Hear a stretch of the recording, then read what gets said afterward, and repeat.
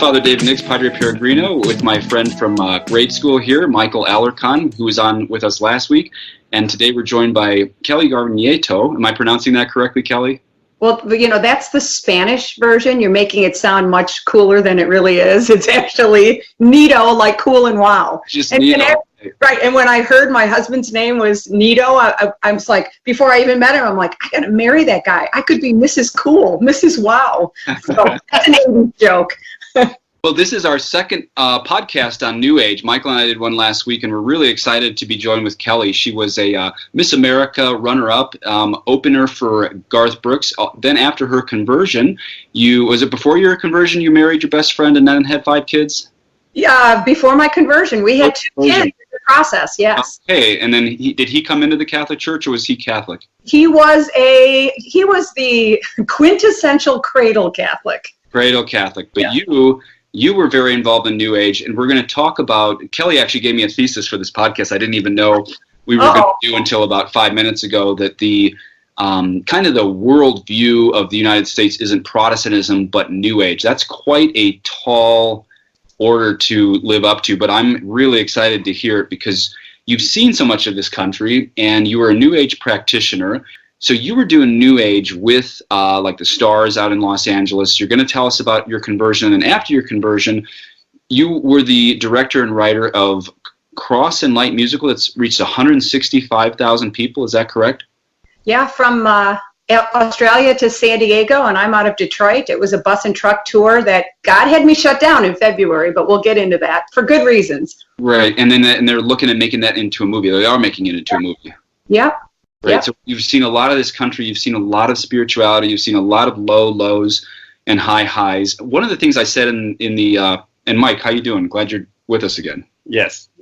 Mike and I went to grade school, and tell us, Mike, how you first got connected with Kelly online in your research on New Age stuff. So as we discussed last week, I never knew any of this. I'm also a cradle Catholic that didn't know about any of this New Age spirituality, channeled spirits, writing books, things like that. And so after my fiance at the time told me about all this stuff, I started doing online research, and really just the great part, I've been hearing so many different stories of conversion. And so I think I saw Kelly on a YouTube video, and with the power of social media, I just reached out on Facebook, and using Facebook Messenger, I friended her and I sent her a message, and I said, hey, I love your conversion story. I'd love to talk. She's so gracious that she, called me one day. We spoke for about an hour. I follow her on Facebook now, and so we get to interact, and we've never met in person. Until now. Yeah. And so, it's amazing. She's been to Colorado a couple times, but at some point we'll meet. I want to thank Michael for giving us his home. And then Kelly, you have 5 kids and a huge international ministry. So thanks for taking your time out to be with us today. And thank you guys. And I think it's so cool that you went to school together. I bet you have so much dirt on each other, but we won't go there. Exactly. If you can see this bike behind me, he still has a bunch of dirt in his wounds, literally, that I was cleaning out the other day. He claims he's a great mountain biker, and he's got wounds I was cleaning out last week. So we're talking trash to each other. If you're not bleeding, you're not mountain biking. So. Okay, so what is the mountain bike group? Is it Believers on Mountain Bikes? So it's the Denver Bombs? DenverBomb.com is our team. That's his team. That's not my team. Cool. Yeah, they're actually. I gave up a trip to Moab, Utah, to hang out with you today. So. I told you to go. I'm so honored. Thank you. We're doing God's work, so that's much more important than mountain biking. Yeah. Well, and Michael really did sell me onto you, Kelly, as far as understanding that this was a genuine conversion. And one of the things I want my listeners to hear, you and I talked off the air about this. Do we really highlight the fact that these demons in New Age have power or not? Do we cover that over? And I said, what, I think people need to see you were given powers by these, as long as they understand it, 1, made you miserable, and 2, God's infinitely more powerful. And one of the things I said in our last podcast that Michael and I did is, and I said this to you on the phone last week when we first had our kind of phone introduction, was, and you agree with this, there's no lukewarm spirits. Every time that we tap the spiritual world, we're not tapping people who are lukewarm. We're always tapping either these angels, which are supersonically worshiping God and have never sinned and look so holy that even the Apostle John thinks he falls down and worships in Apocalypse. This man who spent 3 years with the second person of the Trinity on earth accidentally falls down and worships an angel. They're so glorious and beautiful. But the demons often masquerade as these angels of light, and they come to us with, just like we hear in the baptismal promises at Mass, do you reject all the empty promises of Satan? Those words ring in my ears when we start to talk about New Age, the empty promises. But see, they wouldn't be empty promises if there weren't real promises behind them. And you fell prey to these real promises. And then thankfully you woke up to the fact these promises were empty before death. But a lot of New Age people don't wake up to the fact these are empty promises till after death. And that's where I'm excited to have you on the podcast so you can explain how empty these promises are. But they wouldn't actually be empty promises if there wasn't something shining and glorious about them in what is promised. Luckily, this petered out long ago for you to see this. But again, there's either these creatures that look like orcs, which are demons that want to drag us all to hell, or there's angels, and there's no gray zone. There's no lukewarm zone in the spiritual world. And so that's just what I want our listeners to hear as you're talking, that even though some of this looks benign and even sweet at times, anytime we're dealing with spirits that is not the Blessed Trinity, Our Lady, the saints, or angels, there's only one other option, and they're demons. So great. We'd love to just hear your conversion, how you got involved in the Life of the Stars. Would you say third runner-up for Miss America, Garth Brooks? You were living a life, and if you could, as you talk about this, maybe give us an idea how much of New Age is the engine for Hollywood, too. Oh, that's a whole nother thesis. That'd be another couple-hour podcast. Sure. Well, where do we start? I mean, that opening was marvelous, but boy, it's a lot to cover. Maybe start from your teen years. Okay. The one thing I want to preface this entire conversation with is I don't pretend to have a PhD in metaphysics or the New Age or the dangers of the New Age. And even when you first reached out to me, I said, hey, I don't even talk about that stuff anymore because it's my experience. And I don't want people to hear my story and think, oh, wow, how cool. She was having visions. She was hearing from these entities to the point where our home had to be exorcised, and we moved from our home. So what we did was very, very wrong. And at the same time, people who are searching for God and they're in the New Age, let me just say, we as Christians, it's our fault. Because I believe if we truly acted like Christ in the world, if we pray the prayer, thy will be done on earth as it is in heaven, do we act that way? Do we nail our own personal will to the cross and say every day, every hour, every minute, Lord, your will be done here? I don't think so. Just driving on the highway in Detroit, I don't think so. I mean, when we start getting flipped off by an old lady who's probably 70, the world's really struggling and they're in darkness. Well, and Michael and I talked about in the last podcast, you weren't in on that, but we just talked about our being raised with all social justice. And so it's no wonder if the whole message is just be nice, try to serve at a soup kitchen, and then the New Age is promising something transcendent, it's no wonder people are falling into this. And I think that's when, the early Catholic Christians, they're having such unbelievably powerful experiences of God. There was very minimal temptation, except for the fact that you're going to get tortured to death. There was very minimal temptation to these experiences because their lives were horizon on Christ, and they knew him, and they were praying many, many hours a day. So there was, to go deep into prayer. Maybe mystical is overused. I do believe they were mystical, but obviously mystical is overused or wrongly used by some people. They were going very deep into the life of the Blessed Trinity, into the supernatural life of grace. But I want to hear about... Cut that. All right. Yeah. I want to hear... Let's go back to you as a teenager. I want to hear about... just your life. 20 years old, involved in New Age. I want to hear all that.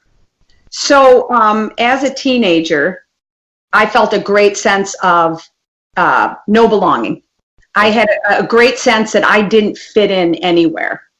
And that I didn't understand. Part of that was being a creative. Part of that was seeing things other people didn't see. And I believe that the veil between God and creatives is thinner. And I think that's why you have a lot of creatives that go off the deep end, because if you're not using your creativity to glorify God, it can take you down a very dark path. I recommend anybody. What's a creative? So a creative person is someone who is a painter, a musician, an artist, a writer, someone who has a creative sensibility about them. Yeah. And if you read Pope John Paul II's letter to artists, okay, he talks about that divine spark that in this creative person, how that divine spark just burns so brightly, but it can also destroy as well. Oh. And so as a creative, I sense this disconnect from the world. And I wanted to be a parapsychologist and go to Berkeley, California and chase ghosts. And so very early on. Ghosts. Ghosts. Ghosts. Ghosts, the things that haunt houses. Right? Yeah. I thought it was the coolest thing ever. And I wanted to study. Goat chasing could be a major at Berkeley, though. Yeah, that's true. You might want to cut that one out, too. Either one. Could be two different majors at Berkeley. Yeah. So I was very interested. I mean, for Christmas, I would get books on the Bermuda Triangle. Mm-hmm. I would get books on witchcraft. I would get books on demonology. I mean, I loved anything to do with, Ouija boards. Every time I went to a sleepover, I took a Ouija board with me. I mean, it was the coolest thing to do. The sleeping bag was a Ouija board? Sleeping bag, toothbrush, and in that order. Right? How old were you by the time you were into the Ouija board? Oh, 12, 13. Oh, okay, yep. I mean, because you can buy it at Toys R Us. Now, did the parents where you were sleeping, did they know you had this? I don't think anybody was bothered by it. I mean, I come in the door and, my parents. I don't think most Catholic parents out there would be bothered even today. You think they would? Or? Well, this is interesting because, as you know, I told you, but in my 20s, after I was married to a cradle Catholic, we were having seances once a month at our house. Amazing. The people that were coming were Catholic. Yeah. So looking at what Matthew Kelly's research has, shown us, 93% of Catholics aren't engaged. So if they don't understand the biblical verses as to why you stay away from all that stuff. You said 93% are not engaged in their Catholicism. Yeah, I mean, Matthew Kelly, is all over his website, from his studies, that 7% of Catholics are engaged. Yeah, that's right. In their faith, and they pray, but 93% are not. So what does that mean in that 93? It means when you go to a carnival and there's a person reading, your palms or reading your tea leaves, that's just fun. And a seance, I mean, the first time we learn about that in the Bible is, I think, 1st or 2nd Samuel, right? Where Saul tries to figure out what's going wrong in his kingdom, pulls up the witch of Endor, and I think it's Samuel that they bring from Sheol, and that's the final straw that breaks the back of him losing the entire kingdom. That's right, and it's so from 1 Chronicles 10, verse 13, it says, "So Saul died for his unfaithfulness, which he had committed against the Lord, because he did not keep the word of the Lord, and also because he consulted a medium for guidance." So behind every verse, you got to kind of unpack it a little bit. But what does that mean? Mm-hmm. God was speaking to him, but he didn't like what he heard from God. Exactly. That's a great point. Right? So God told him how he would fail, that he was not going to win this war that he was going into that next day, I believe. Yeah. And so what did he do? He wanted a different answer. He wanted control.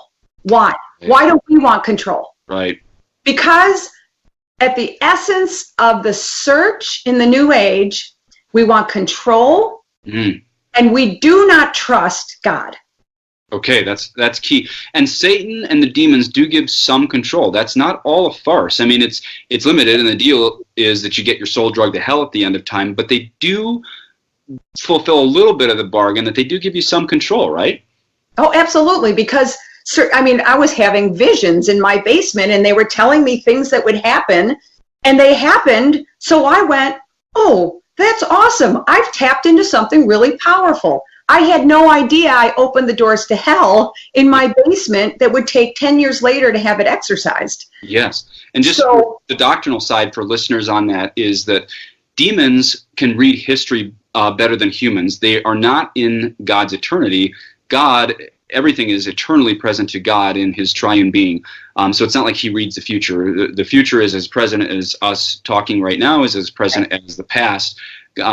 Everything is eternally present to God of all of history. Demons don't know the future, but they're very, very good at reading history, much better than humans, and that's where their guesses, so to speak, they can kind of trade for people's souls to give them some information, and that's why there was some accuracy in this stuff. I think maybe too many priests are going to say, well, it's all phooey and that, no, those things don't come true. No, I'll admit these things come true because they do have see, angels exist in moments, and so do demons they're not bound by space and time like humans are. So demons can reveal some of this to us if we sell our souls to them. And it's real. But that's the problem. We don't know we're selling our souls. What's that? Nobody would do that. That's the problem. Okay. Nobody would. I don't believe many would, right? Sure. I mean, I can't say nobody. I mean, there's always Hitler. There's always who.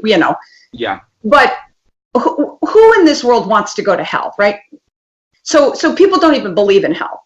When you think of the devil, you think of the cartoon character, with the horns and the red cape. Okay, so. Oh yeah, no, I meant more. The mortal sin of tarot cards is selling your soul and you don't know it. But they did teach us. I mean, I have researched just as a confessor and being involved in minor exorcisms, how to have people who've sold their soul renounce that and everything else. But I think we're on the same page, just insofar as you didn't realize you were making a deal with the devil in these basement things, but you were. So tell us about that. Right. So it becomes such a slippery slope. And right. if Satan and the demons did not give you some sort of success, yes, you wouldn't continue. So it's like training a dog to do something bad and you reward them, right? Yeah. So just like sin, we start, with a thought, and then we become tempted, and then we act out, and then the more we act out, we literally become a slave to sin.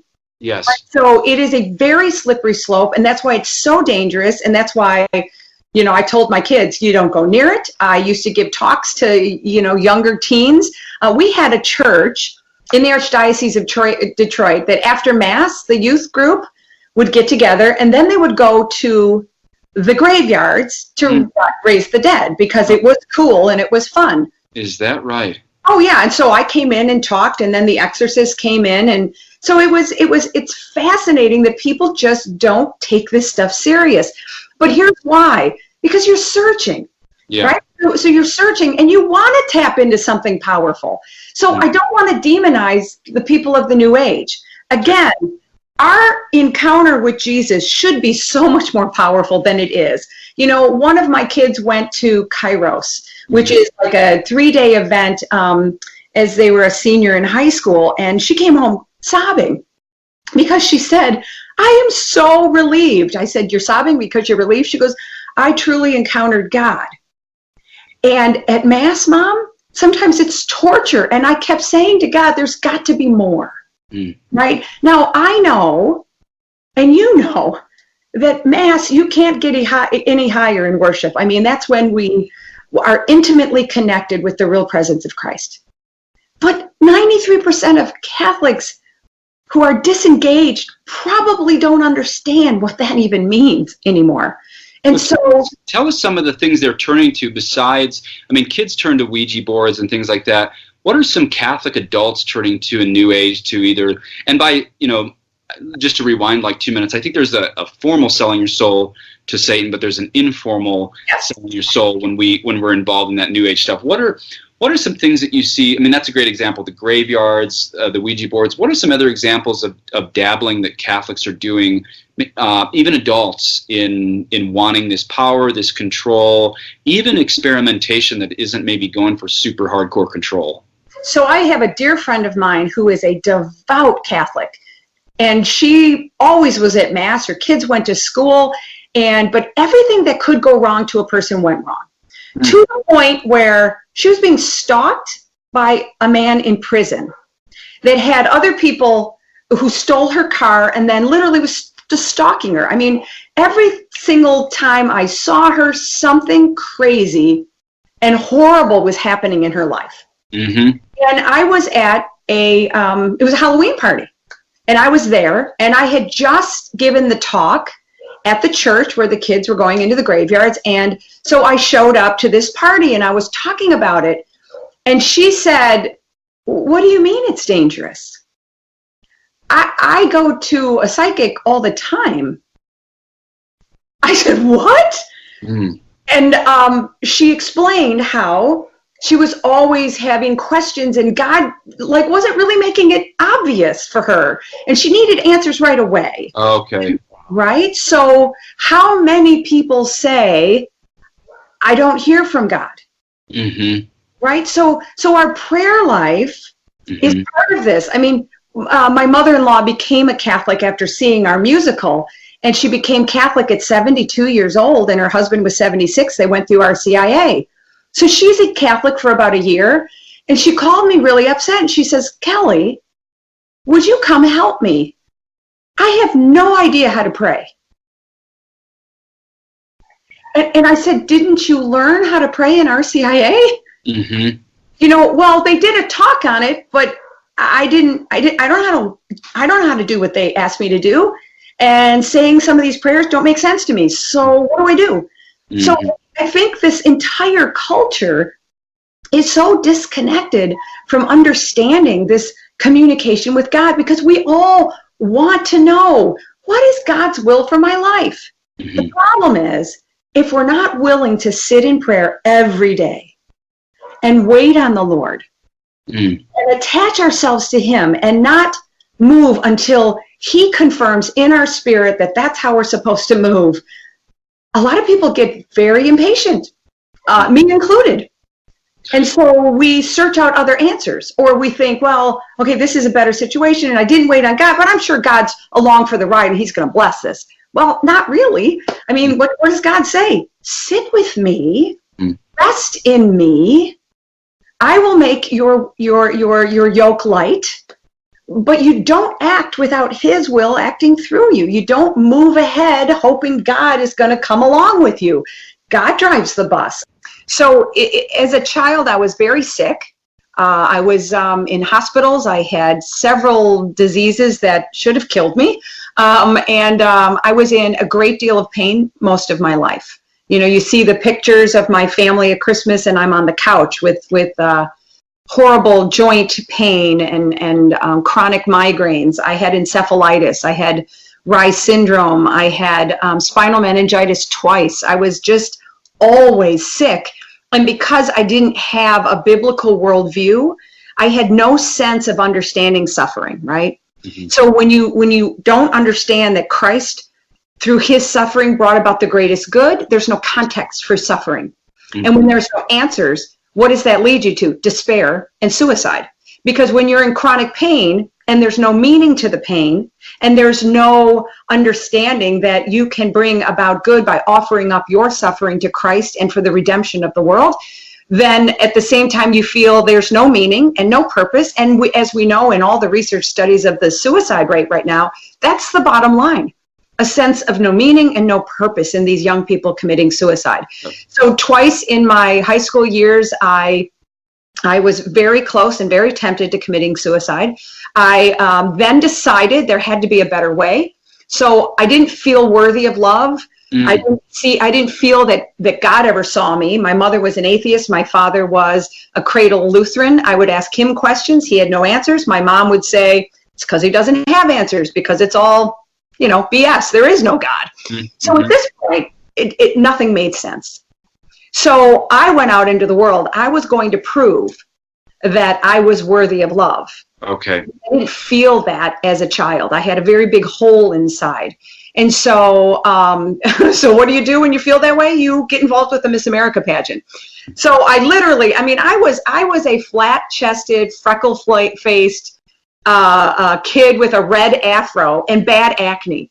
right, in my childhood. I was like, I didn't even have a prom date. Well, I did have a prom date, but he dumped me on the date. So that's a whole other podcast. So I mean, when you look back on it, it's kind of funny. I met more Christians and more devout Catholics there than any place ever. They're the ones who led me to Christ, really, ultimately. And the gal that was my first runner-up, I became Miss Michigan, I called her my crazy Catholic friend, and that was Kaylani Ray Rafko, who became Miss America the following year, and she had her crazy medals on. Wow. Where she won. So very devout, which was great. So I get involved with the Miss America pageant. I'm third runner-up.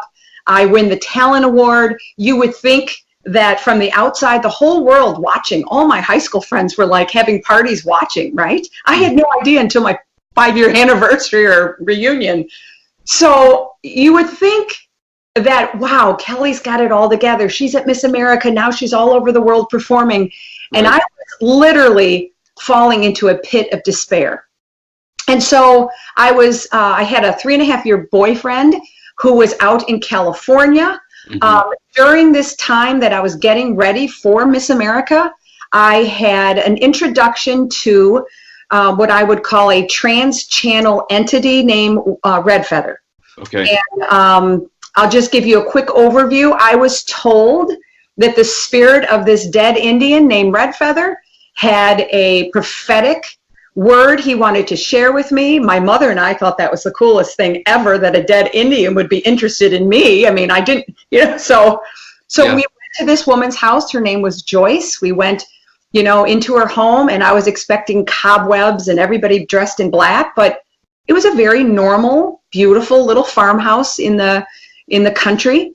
And then we went upstairs into the attic, and this is where it got cool to me at the time. Very scary when I look back. My mother and I were there. They dimmed the lights. There were probably 20 people there. A woman that had been trained by Joyce was there. Her name was Shar, and she was the psychic to the stars. And her entity that would give her information was called White Feather. Okay. So, and on the phone last week I said, is that Cher or Shar? You correct me. It's Shar, not C-H-E-R, Shar, but probably some of my listeners already know that name. Char Margolis, C-H-A-R. Okay, and she was sort of the conduit of the stars to... The psychic to the stars. She was stars, okay. Yeah, and I met her out in Los Angeles. I'll get to that in a minute. But during this attic event, this little woman, probably weighed about 110 pounds, went into a trance. And the next thing I knew, the voice of a very deep, husky Indian accent voice started laughing. He called me his bathing booty, which means his bathing beauty. He told me how much he loved me, that he had always been with me, that he had been watching me, that I would not suffer anymore, and that he told me my whole life had been filled with suffering, but I would be fine, and that I would have lots of children, and I would have no problem. I mean, here I had so many illnesses, and with encephalitis, it's the brain swelling disease, and spinal meningitis, my goodness, my mother was afraid I'd never have kids. And he was right. Have 5 beautiful pregnancies. I mean, a gift from God, these 5 incredibly healthy kids. And he was right about the past as far as being sick. And he knew about the past. And then he told us about my grandmother, about her illnesses. So I was like, my mom and I were like, wow, this Red Feather really knows what he's talking about.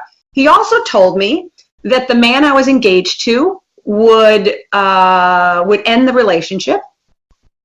And I said, well, what do you mean? And it's been 3.5 years. We were getting engaged, and we were very serious. And he told me that he, in a past life, had abused me. I knew that he was a person who, I would not say loved me unconditionally. He loved me very conditionally. And I remember little things of not looking the part, not acting the part. This type of talk, this unworthiness I already felt. He confirmed that in me. Right. So praise God that we didn't get married, and I'm sure that I hope him well. I really do. I was praying for him last weekend. But it's interesting how this Indian told me these things. And then the Indian said, you'll go to Miss America and you will get exactly what you're going there for. Now, I knew all along this freckle face kid with acne, yellow teeth, and an afro was not going to win Miss America. I couldn't even believe I was going to Miss America, right? But what I wanted more than anything was to get on national TV and wail on the fiddle and win that talent award, which I did just a few weeks later. Now, in retrospect, do you think Red Feather was a demon or a dead spirit? What do you think that was speaking through her? Well, all I know is that I believe that Satan and his demons are very smart. Like you said, they have been around for centuries. They know human people, right? They've been in my life. They were there when I was sick. They saw me. Sure. They saw my illness. They saw me despairing, crying, wanting to kill myself. They knew exactly what I needed to hear. Yeah. Right? So, so I believe they're demons. Absolutely. And I believe that's how people, I had a friend who said, but this psychic knew my aunt and I were so close, and no one knew she gave me this pin from her mother. She told me to keep it and don't show it to anyone else. So it was only her and I that knew about this, right? And then she dies. So how could that psychic know if it wasn't God? And I said, because the demons were right there. What do demons do in the last minutes of a person's life? They are fighting for that soul. That's right. Every bit as much as God is fighting for that soul. So we're just being stupid and ignorant, and that this is an evil battle of darkness and the powers of darkness going after us. They are there every bit as much as God is. This is his playground, and when we invite him in, we give up our own free will. God says, "Okay, I'm not going to stop you, but I've warned you." You open the doors to all of this type of demonic oppression. And so I believe that I did exactly that. I went to Miss America a couple weeks later. My boyfriend, who, we were engaged, he ends up sending me a postcard that he was in Los Angeles, and that I didn't know he was going to Los Angeles, but he said, "Don't worry, honey, I hate the smog. I'll see you on Thursday night at Miss Michigan." So I thought, well, that's strange. And the psychic actually told us he'll move to Los Angeles. So I get the postcard and I'm thinking, oh, that's not good. Well, sure enough, right after Miss America, he dumps me. And his reasoning was he had no respect for me, that I would stand in front of a bunch of judges on national TV and be judged. He wasn't proud of the fact that I had stepped out and tried to accomplish something, and I won a talent award. I was third runner-up. I mean, that's in statistics. I think the statistic is it's harder to be in the top 10 at Miss America than it is to play in the Super Bowl. So it's kind of a cool statistic. It's somewhere online, so don't quote me on that, but I know it's more somehow. No, that's, yeah. Super Bowl anyway. But so I get to Los Angeles after Miss America, and sure enough, he dumps me over eggplant, which means he absolutely ruined my favorite meal, which is an atrocity in my book because I love eggplant, but I'll never eat it again. And so, and I'm devastated. So the next day, I took his car up to Mulholland Drive, and I went to the very top of Mulholland Drive, and my kids and I were at Mulholland Drive last year. And I told them again that story of how Mom was going to kill herself. And as I sat on Mulholland Drive, I put the car in park. How old were you at this point? I was 23. Right. 23. So everybody had seen me at Miss America. I won about $40,000 in today's money in terms of scholarship. I get on national TV. I have all these offers all over the country to be, on the road as a performer. People are watching from back home. You would have thought I would been on the top of a mountain. Instead, I'm on the top of a mountain ready to kill myself, right? Yeah, right. I mean, that's how Satan works. That's how despair works. So I had no meaning for my suffering. And I had placed this man at the center of my universe, right? So when God is not the Red Feather, but your boyfriend. Yeah, right. I had placed this man, the boyfriend, as the center of my universe, and I was rejected. Right. And that's why it's so important that we we order ourselves according to how we were created. God is center. Yeah. And our relationship first with him. I love the image about being on an airplane. You know, what does the steward say? In case of an emergency and the air mask drop down, please put your air mask on first on yourself Before and anyone else. help your children. Right. Same thing. If you think about that as your communication with God and the Spirit, is you put that on and you connect yourself with God first. That relationship is most important. It doesn't mean you don't love your husband or your kids, but rightly ordered love is with God first. And then you can be a good mom, and then you can be a good husband or wife, right? And that is so, I mean, that's such a great analogy. So here I'm ready to kill myself. I was sort of misunderstood this the first time you told it on the phone. So just so our listeners understand, you had one foot on the accelerator, one foot on the brakes at the top of Mulholland Falls, and you were going to release the brakes, right? Yeah, so Mulholland Drive. Mulholland Drive, rather. As I drove up there, I put it in park, and I got myself ready, and then I put it in drive. And I had my left foot on the brake and my right foot all the way down. And how far is the drop in front of you? Mulholland Drive, if anyone's been there, it's this spiraling drive all the way up where all the stars live. Yeah. And one of my favorite stars actually was jogging past me as I'm sobbing and screaming to myself as I'm driving, knowing what I'm ultimately going to do. Mm-hmm. Danny DeVito. I loved it. Not Danny DeVito. Who's the guy from... Oh, he was the maid. Maid in what? In the 80s. He was the male maid. Oh. Tony Danza. Tony Danza, right? He was jogging past my car. Right? I'm like, I love Tony Danza. Not Tony. Anyway. Yeah, Tony Danza. Right. So, yes, I have my left foot. Boss is who you're talking about. What's that? Who's the boss? Thank you. Thank you. Left foot on the brake. Right foot all the way down, top of Mulholland Drive, nothing above me. I just kept driving till I got to the top. Oh. And my left foot and leg were shaking because I was pressing it so hard. And as I had the revving the car down, I was screaming, "I'm sorry, Mom and Dad." But I just was in so much pain. I had no answers. Mm-hmm.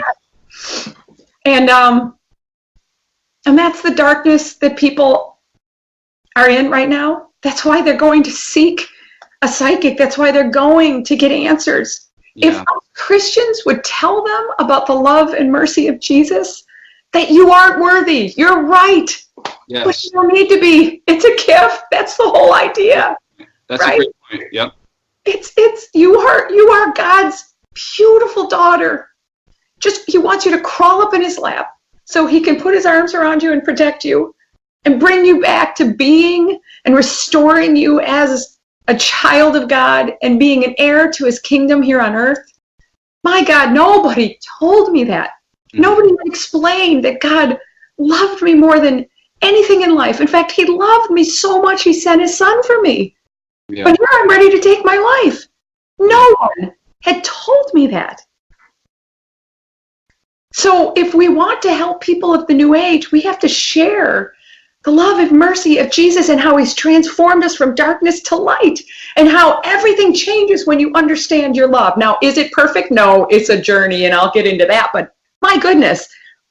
So as I'm sitting on this cliff, the goodness of God comes through, right? So all of a sudden, this huge plume flies and rests on my car. And it was a red Pontiac, I believe. And it falls, and it was about maybe 12 inches long. It's like this white writing plume, huge white feather, and it just touches the car and drifts. I put the car in park. As I'm gasping, I jump out trying to capture this white feather. It's gone. I look up, I'll never forget thinking there had to be something above me. Nothing. Mm.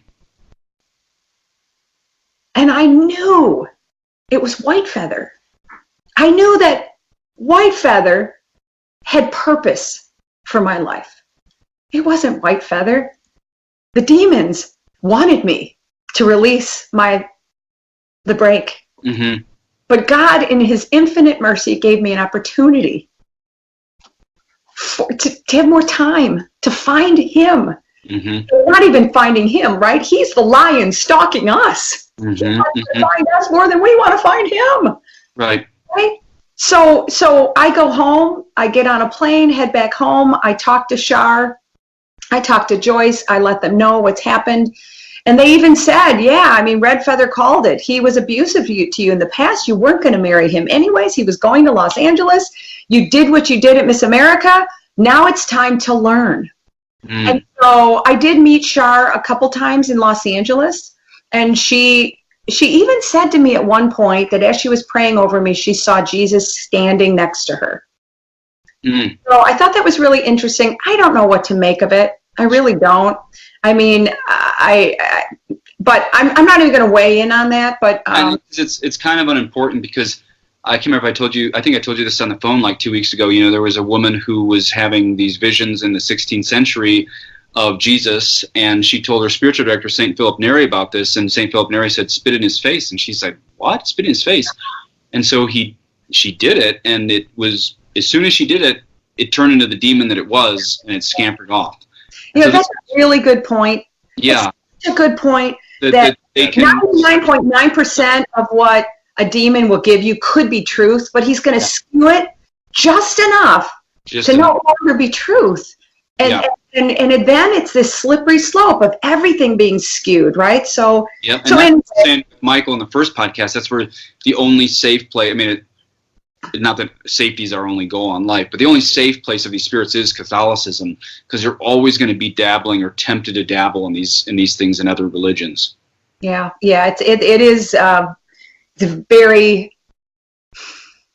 it's very disheartening to a lot of people, but I think we have to understand that God is right now pouring out something supernatural in the world that I think is going to change everything. And you know, it's interesting how too, actually, New Age people all over the world, the prophets in the Protestant world, and I do believe God works through. For instance, I was reading how God was saying, "Look, I work through the secular world. I'll work through the evil to purge my church. Of course, if I need to, of course I can work through them. I created them, right?"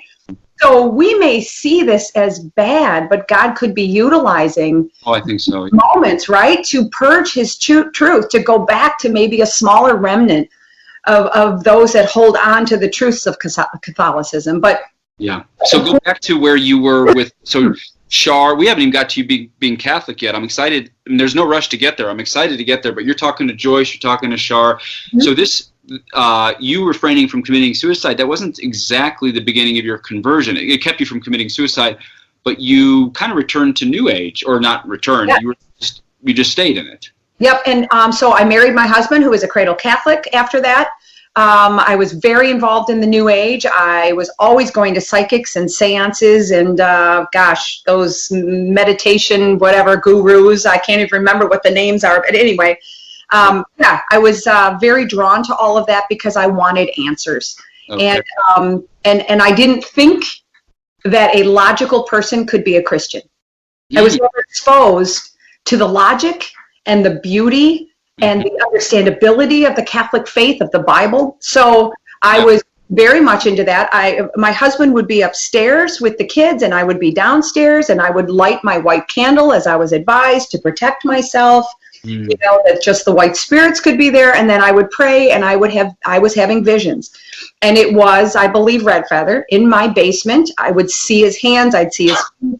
I would hear prophetic whispers, and he always laughed. That's the one thing I remember. He was so wonderful because of his laugh, so inviting, so entertaining. And he would say things like, "Hey, are you going to thank me for the interview?" And I'll never forget one night I said, "What interview?" And a few days later, I got a call from a comedian in Los Angeles. I'd been trying to get a hold of him for months, and I just thought, well, he's not interested in working with me.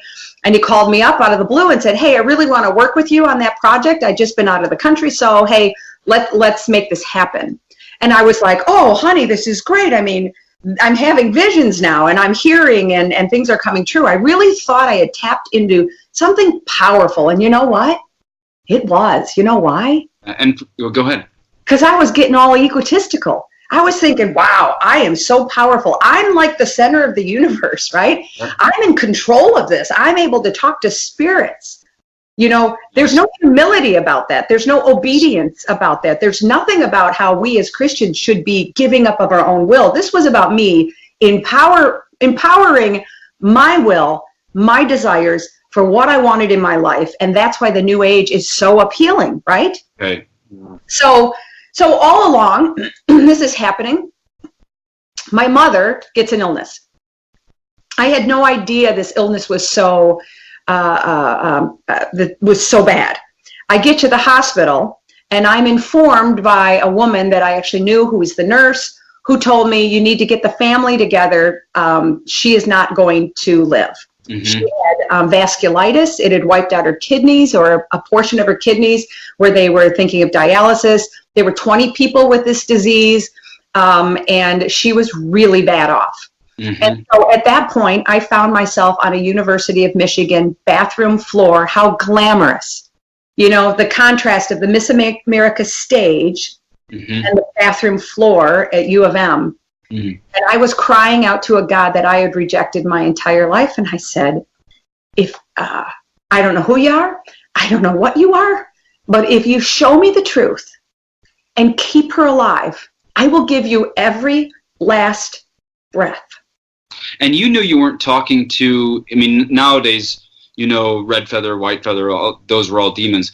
But you kind of were directing this to something bigger than them. You knew this wasn't the same entity as that, right? Yes, for sure. And this cosmic consciousness, maybe, you know, whatever it might be. But I knew that I had it at certain points in my life. Before getting married, I remember being in my apartment and feeling God's presence. Okay. And telling him, I don't want to feel this. Don't make me feel guilty. And I literally told God to back away. Okay. And I consciously, that feeling came into my apartment. I will never forget that. And I had said no. Okay. And now I was on my knees, because there's no atheists in a foxhole. Mm. And the New Age doesn't have answers when your mother, who you love more than anything in life, is going to die and she's an atheist. And I believed in reincarnation. So what does that mean? My mom's going to come back as a goldfish, maybe, that I might, you know, flush down a toilet. Right? Not very comforting. And real quick, if I can interject, actually what you said was very, very close to what St. Ignatius of Loyola says in his Discernment of Spirits. He says that when you're in mortal sin, the movements of the Holy Spirit feel like water on a rock. In other words, desolation. Where the invitations of Satan, like let's say you're addicted to pot and you get at a party you're offered cocaine, he said that feels like water on sponge. It feels good. So you're going to move towards the movements of the demons. He said, where someone who's living in sanctifying grace, the offers of Satan, the offers of temptation is going to feel like water on rock. In other words, you're not really going to like how temptations feel. But the person who's living in sanctifying grace, when it's God who approaches them, it's like water on a sponge. In other words, consolation. So it's almost, you know, you can picture like a 4-point graph or a 4-square graph on the whole thing. So you really perfectly described that. But the difference on the floor of University of Michigan Hospital is that was a broken down thing that's outside the 4 squares that he described there. Yeah, and that's a moment that, like C.S. Lewis says in Mere Christianity, was one of my first books that changed my life. I sat in a Kohl's parking lot with a babysitter at home and read the whole thing. I mean, well, don't jump ahead yet to that.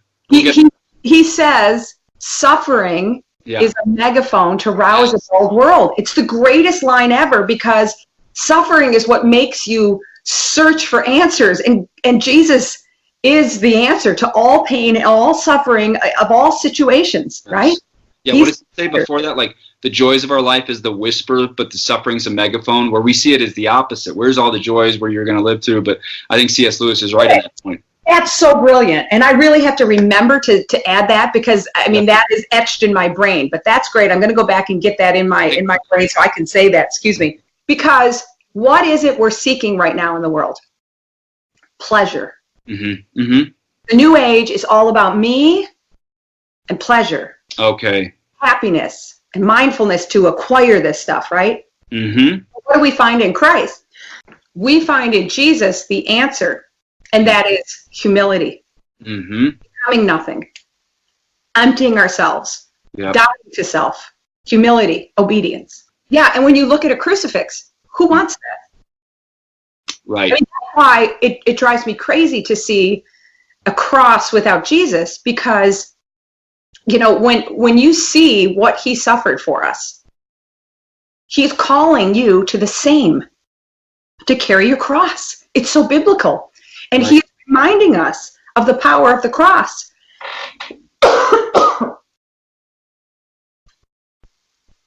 So when you look at the cross, is that going to be appealing to someone of the new age? Of course not.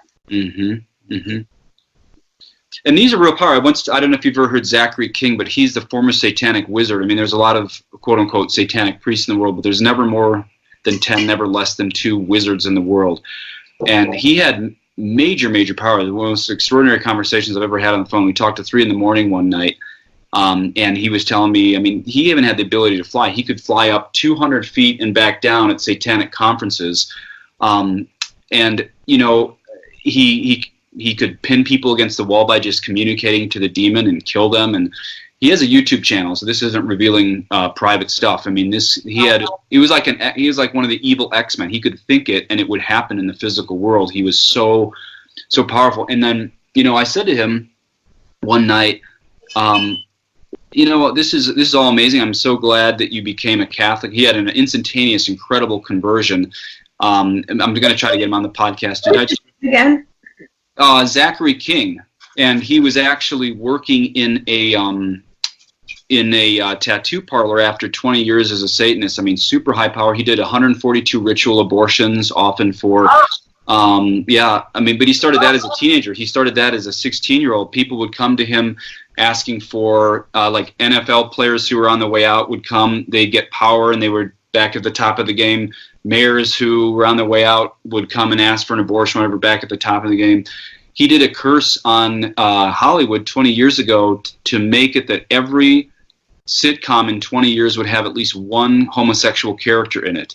Wow. Mission accomplished, right? And so this guy was had major power. Everywhere he went, people wanted the power. Well, he was working at a tattoo parlor in New England, and a woman came up to him and said, this is a miraculous medal. She had it, I think, on a chain. And she said, before she handed it to him, she said, I know what you do. This pathway that you're on is going to lead you to hell. Jesus is your only way to heaven. And this will bring you the power of God. And she handed him a miraculous medal, and he scoffed at her, saying, power, you think you have any power? And as he took it, in his own eyes, the entire mall went black. He saw nothing, and then he saw Jesus and Mary. He saw his own soul. He understood he was going to go to hell. And immediately he understood that there was only one truth. There was only one God. It was the Trinity. And that there was only one truth, which was the Catholic Church. And he never returned to Satanism again. Unbelievable. Yeah, it's an incredible story. And so, and I'm embarrassed to admit this, but I said to him, well then, why doesn't God answer our prayers so quickly? I said, you know, if you could just think it and pin someone against the wall, why aren't our prayers answered so quickly if God's infinitely more powerful than Satan? You know what he said? He said, Satan's a showman. He does it to impress us right then. He said, but nowadays when I live this life of penance, if I sit down at my little table with no tablecloth, to just like some bread and some soup, I know the power of the cross in the penance I'm living for the life that I once lived. Is Christ involved in my life right now? And I thought that was such a powerful answer that, you know, Christ is in it for the long haul. The power of the cross is the long haul, where the power that Satan offers us is so quick and passing and leads to hell, you know. And I loved his answer because I could picture him at some little table and he actually went blind since he became Catholic. And, you know, obviously Satan hates him. You know, as you were talking about him, I saw his blindness. I mean, it was just so, oh my gosh, it was so apparent. Before I said that? Yeah. Really? So I was getting chills because that's why I would love to reach out to him. Yeah, I'll put you in touch with him. But I love his description of penance, that he now finds the power in the cross. God's not a showman. I mean, remember what they say to Jesus on the cross: you saved others, can you save yourself? If you're the Son of God, come down. And he doesn't do that, right? He does the resurrection on his own time, which is the greatest miracle in the history of the world. He does that on his own time, but he doesn't do it to impress anybody. And this is where, earlier you were talking about, we don't want to sit and wait for the answers, right? But since God is sovereign, we have to be humble and obedient and empty ourselves for those answers. And I think that's very hard in a world that has such a fast news cycle, Instagram, everything that we live by. Satan can tap into that cycle a lot quicker than the God of the universe, who's not going to kowtow to our short attention spans. Yeah. And what you just said, it's such a powerful image. Satan is a showman. Yeah. So our entire culture revolves around paying to see and attend activities around the showman, the superheroes. Mm-hmm. That's how our entire culture is all about finding that superhero, right? The sports hero, the sports star, the Hollywood star. Yep. And when we look at the Pew studies, how they talked about, 50 years ago, 70% of people identified with a religious group and 30 didn't. Mm-hmm. And then flip it around. I don't know if those are the exact numbers, but it is a Pew study about religion and sports. Now, 70% of people identify themselves with a sports group. Okay. And you can see that. I mean, when we travel all over the country with our daughter, we play softball, and we're literally on the road about 40 weekends a year in a different city. And we always find Mass. I mean, it's so easy. There's no excuses, right? You can get on findmass.com or whatever it is. And masstimes.org, yeah. That's right. Masstimes.org, right? Yep. Yep, it's a great app. You can be in the cornfields and you can find the times, and there's just no excuse anymore, right? No. It's incredible how often we say, hey, anybody want to go to Mass? And, this is the world. We look at a kid who's going to get a scholarship and they become the center of our universe. We look at our jobs that are going to make us rich and wealthy, and wealth becomes the center of our universe. And God is just stuck in there on Sunday for an hour. Well, it doesn't work that way. He wants all of us. Yes. And so the showmen get our attention. And yet God loves us, but he's not going to change order the universe to approach us. No, but look at all the great miracles, but he's not going to kowtow to us, putting him below us. Yeah. And St. Teresa of the Little Flower, right? Talks about it's in the nothingness, in the little things that we do. Mother Teresa, he doesn't want you to do big things. He wants you to do little things out of great love. Yeah.